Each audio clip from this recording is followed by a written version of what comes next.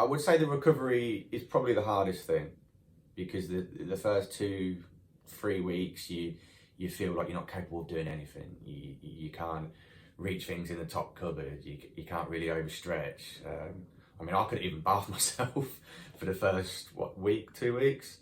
But now I'm starting to get full range of motion, and I'm starting to feel a lot more better in myself. Can't wait for it to all come off, be on holiday, and just not have a care in the world about other people looking at me.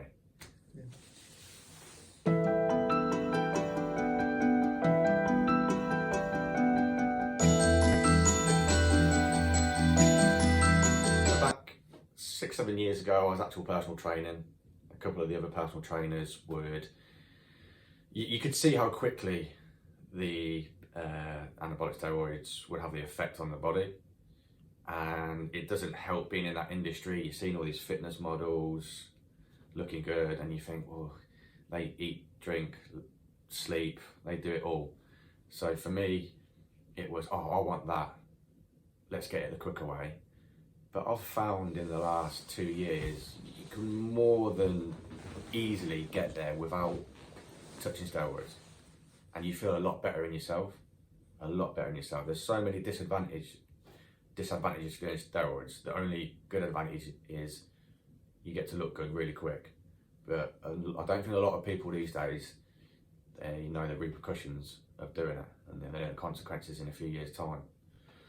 So for me, I didn't back then. I thought it's an easy way, and I just really wouldn't recommend it unless you want to go through that industry. You can do what you want with your body, but for me, no, never again.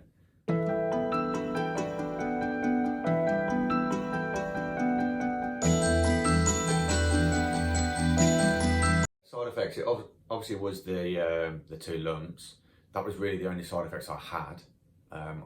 Never really anything to do with my moods. I was always I could control that.